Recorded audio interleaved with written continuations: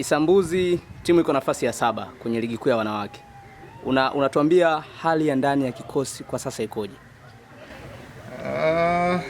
Hali ni nzuri kwa sababu kucheza mechi 4 bila kupoteza mechi hata moja ni jambo ambalo kwetu sisi linatupa faraja sana. Ni kwa misimu kama miwili mitatu hatujawahi kupita kwenye haya mapito ambayo tumepita.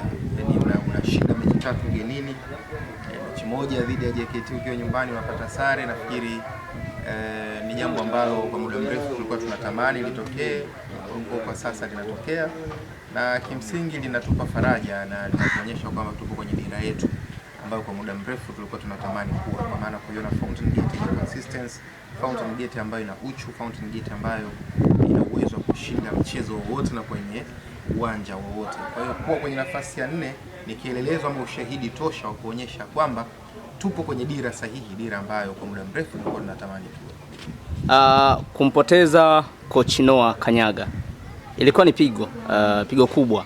Kama msemaji wa klabu, ulipokeaje msiba huo na mlisimamaje kama familia ya Fountain Gate? Ni kumbukumbu ambazo zitakuwa ngumu kufutika. Tulikuwa na coach Noah Kayanda sio kwa muda mrefu sana, lakini kwa maana ile bond ya yeye kama mwalimu ama moja kati ya watu ambao waliasisi mpira wa wanawake Tanzania kwenye level ya coaching, kwetu sisi ni alama ambayo itadumu milele. Kumbukumbu ambayo ametuachia itabaki kwenye kuta za Fountain Gate, kwa sababu ni mwalimu ambaye alikuja, alionyesha upendo kwa wachezaji, alitengeneza hiyo misingi, alitengeneza timu. Kama utakumbuka alikuja msimu uliopita katikati. Kwa hiyo msimu huu ilikuwa ni msimu ambao ilipaswa yeye aanze nao watoto kuanzia chini mpaka juu. Lakini kwenye hizi harakati za kutengeneza nafikiri likatokea hilo la kutokea. Kimsingi huaga halina lawama kwa mtu yoyote, kwa sababu huwa ni mapenzi ya Mungu. Lakini ni msiba ambao binafsi nilipokea kwa mshtuko. Nakumbuka nilikuwa niko Babati hiyo siku, tumetoka mazoezini na senior team, niko na kocha Michael Mfaume yeye jambo. Akapokea simu kutoka kwa Madam Lily, akapa hizo taarifa za msiba. Kwa hiyo ilikuwa ni mshtuko kwetu na kila mmoja alihuzunika. Nakumbuka ile siku hata gege ya kula kwa sababu ya hiyo mahusiano ambayo magonjwa ambayo ilikuwa kati yetu sisi. Kwa hiyo Mungu amrehemu. Alama ambayo ameiacha kwenye mpira wa Tanzania haifutiki na haitofutika, na unaweza kaona kwenye mazishi yake idadi kubwa ya wachezaji wa zamani waliostaafu na wa sasa jitokeza kwa wingi kwenda kumsindikiza kwenye safari yake ya mwisho. Hiyo inaonyesha ni kiasi gani ni kocha ambaye alitengeneza muda mwingi kwenye soka la wanawake. Sasa timu iko chini ya kocha Mark Given. Mara nyingi mimi huwa namuita mzawa wa Fountain Gate. Huyo alikuwa kocha msaidizi. Kitu gani kipya kimeonekana chini ya uongozi wake kama head coach kwa sasa? Unajua kocha Aristides Given inawezekana ndio kocha mkali Mchaga kwa sasa. Sidhani kama kuna kocha mwingine mkali Mchaga kama yeye. Ni mwalimu ambaye amehusika kwenye misingi ya Fountain Gate, yani kwenye misingi ya kutengeneza mpira wa wanawake ndani ya taasisi ya Fountain Gate.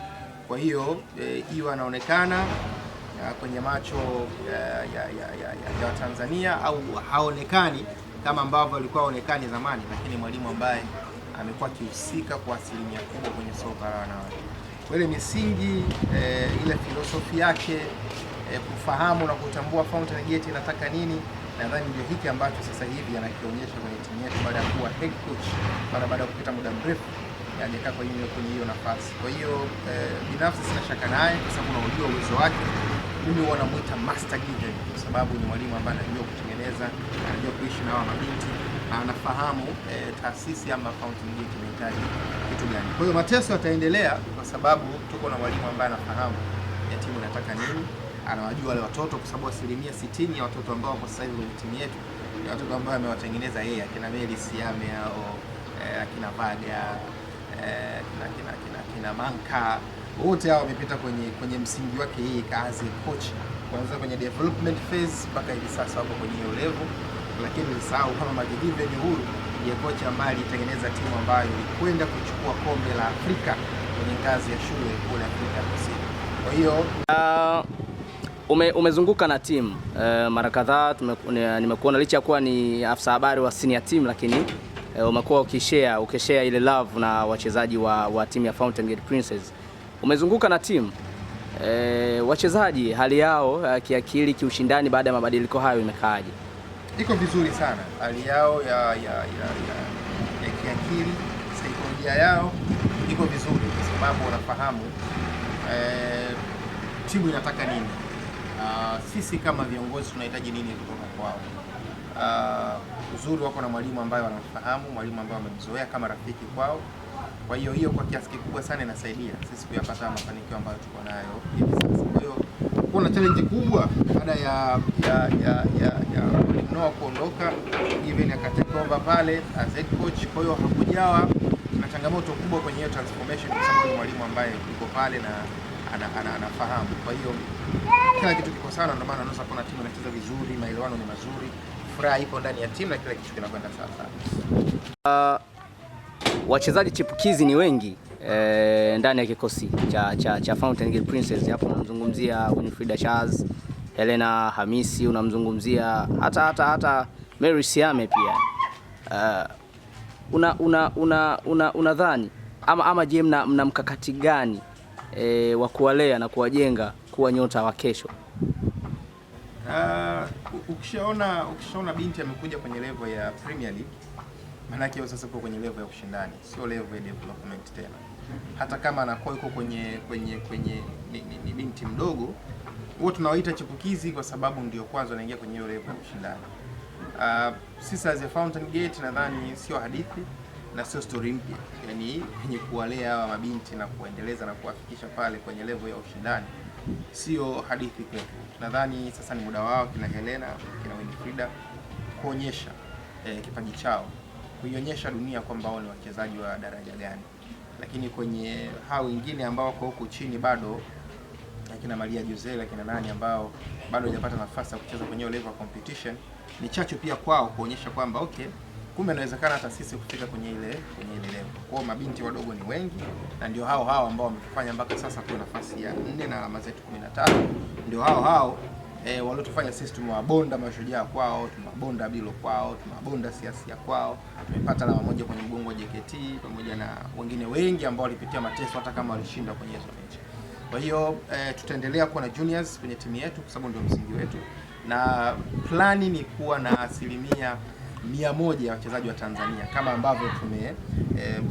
ambavyo tumeanza msimu. Unajua msimu huu tuna 2% tu wachezaji wa kigeni, kwa maana Monica Odato pamoja na Yonata Mkoshi. Kwa hiyo tunatamani kuona kwenye miaka inayokuja tuna 100% wachezaji wa Kitanzania. Alafu hao kina Monica hawa sasa, kwa sababu ndo wanasogea, baadaye pia tuwape majukumu mengine ya kufanya kwenye timu yetu. Fountain Gate ni moja kati ya timu ambazo zina mashabiki wengi. Upande wa Princess sasa, mashabiki wamekuwa wakifuatilia kwa karibu chama lao. Unawaambia nini kuhusu mwenendo wa timu hadi sasa? Kwanza niwahakikishie kwamba msimu huu tutamaliza top 4. Sitaki kuwapa ahadi ya ubingwa kwa sababu ni mchakato. Lakini niwahakikishie kwamba Fountain Gate Princess msimu huu itamaliza top 4 na dalili zipo, na tayari tumekaa pale kwenye nafasi ya 4. Kwa hiyo kilichobaki ni ku-maintain kwenye hiyo nafasi, lakini kutengeneza consistency ya kupata matokeo mazuri kwenye mechi zote zinazokuja. Sioni kama kuna hiyo nafasi ya watu kuja kututikisa kwenye ile nafasi, kwa sababu tumeshajipata, tumeshatengeneza timu ambayo ina uchu, ina tamaa ya kushinda.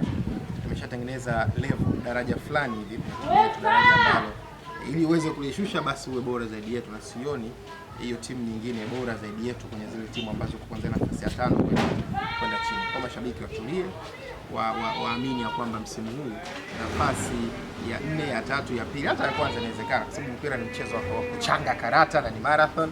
You never know. Bwana, kwa sababu tarehe 13 tutamfunga Yanga pale. Tanzanite Kwarata kwa na alama zetu 16. Kwa tukishamfunga Yanga maana yake tumempunguza speed.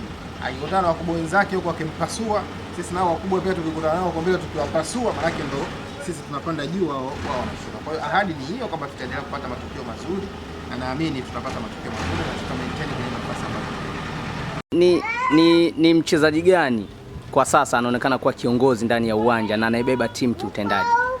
Obvious, kwa misimu 3-4 sasa Aquila Gaspar ndo amekuwa kiongozi, mchezaji kiongozi kwenye timu. Na level yake ya uongozi imeongezeka. Unajua Aquila anafanya level C ya coaching. Kwa sasa hivi anatafuta level D ya coaching. Kwa hiyo ukitoa nafasi yake kama kiongozi mkuu wa timu, lakini sasa pia na nafasi nyingine azi mwalimu, azi coach. Kwa hiyo ameongeza daraja kwenye ile uongozi wake. Lakini uwepo pia wa Neema Poki Kiniga kwa maana urejeo wake umeongeza pia kitu kwenye timu yetu. Na maana sasa anaitwa mwenyekiti, anaitwa kiongozi, mjumbe wa nyumba 10. Kwa hiyo wameongeza hiyo na ndio faraja yetu. Unakuwa na wachezaji ambao wana maturity kubwa, wachezaji ambao ukizungumza nao wanakuelewa, wachezaji ambao wanaweza kukusaidia kwenye majukumu mengi. Maanake uwanjani atafunga magoli kwa sababu Neema kacheza mechi 4 sasa hivi. Ana magoli hayo 3, na assist ya kutosha. Alafu hapo pia bado kiongozi anamsaidia vizuri sana Aquila Gaspar kwenye majukumu yake. Lakini wapo akina Monica, akina Violata na Ukokoshi, wote wana kaliba ya uongozi na wamekuwa wakitusaidia sana kwenye kuongea na vijana wengine wadogo ambao wanachokia kwenye kuwaeleza kwa hivi B kwa hivi C kwa hivi. Kutokana na matokeo kadhaa ambayo mmeyapata na mpaka kufikia nafasi ya 7 na kwa ukubwa wa Fountain Gate, mnadhani kuna mabadiliko au maboresho mnayopanga kwenye kuyafanya kwenye dirisha hili dogo ama dirisha lijalo la usajili?